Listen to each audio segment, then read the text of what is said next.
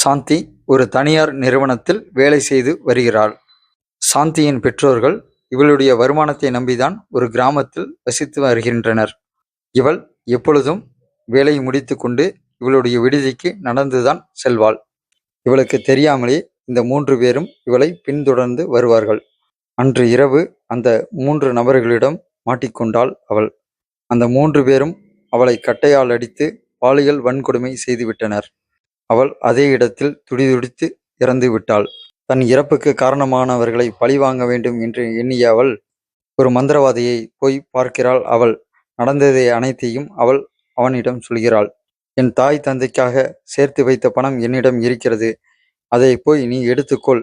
அவர்களை 3வரையும் பழிவாங்க நீ எனக்காக உதவி செய்ய வேண்டும் என்று சொல்கிறாள்.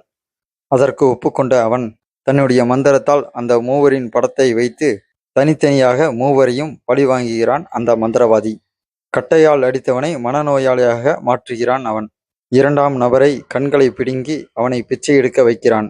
3ஆம் நபரை கைகால் உடைத்து படுத்த படுக்கையாக மாற்றிவிடுகிறான்.